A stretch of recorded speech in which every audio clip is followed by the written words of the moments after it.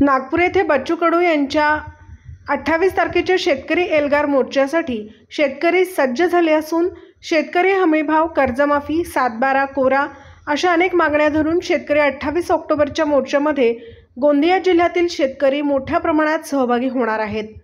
तिरोडा तालुक्यातील लोणारा गावातील एल्गार मोर्चा प्रचार, प्रसिद्धी व आर्थिक मदतकरिता प्रहार कार्यकर्ते जेव्हा फिरले त्यावेळी मोर्चासाठी जे साधन मिळेल त्या साधनाने आपण नागपूर येथे जाऊन शेतकऱ्यांच्या मोर्चाला सहकार्य करणार असल्याचे शेतकऱ्यांनी सांगितले आहे।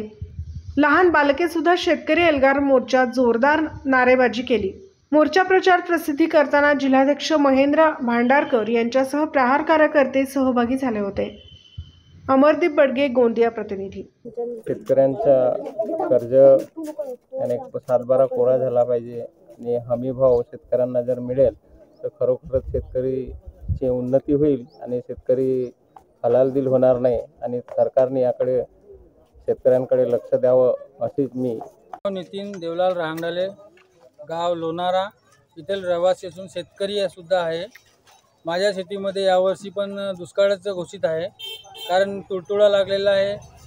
पाण्याच्या वरचा पण पाणी येत आहे, त्याच्याने पूर्ण दुष्काळी आहे। आणि मागच्या वर्षी पण 3 वर्ष झाले कर्जमाफी हे होत आहे, ते अजूनपर्यंत एकही कर्जमाफी झालेली नाही आहे।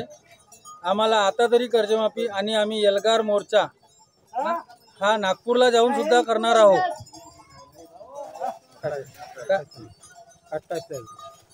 येत्या 28 तारखेला आम्ही नागपूरला स्वतः इथून ट्रॅक्टरनी किंवा बाईकनी किंवा पायी जाऊन मोर्चा तरी काढणार आहोत। याचा सरकारला आमचा सक्त विरोध आहे। धन्यवाद। येत्या 28 तारखेला शेतमजूर, शेतकरी व दिव्यांग बांधवांच्या हक्कासाठी लढण्याकरिता व कास्तकारांना हमी भाव व त्यांचा 7/12 कोरा करून देण्यासाठी आपण 28 तारखेला सर्व कास्तकार बंधूंना अशी आग्रहाची विनंती आहे की त्यांनी त्या मोर्चामध्ये सामील व्हावं। जोपर्यंत कास्तकाराच्या शेतमालाला आणि त्याचा 7/12 कोरा होईपर्यंत आपण तिथं लढा देणार आहोत। तरी सर्वांनी पुन्हा एकदा विनंती करतो की सर्व कास्तकार बंधू, दिव्यांग आणि सर्व शेतकरी शेतमजुरांना त्या मोर्चामध्ये सामील व्हा, एवढीच सर्वांना आग्रहाची विनंती।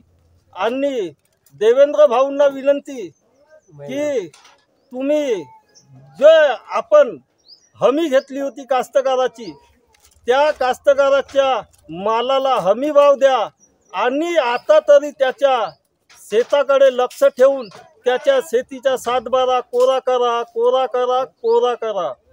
धन्यवाद, नमस्कार। दिवसभरातील घडामोडींचा आढावा घेण्यासाठी पाहत रहा N24 मराठी न्यूज चॅनल।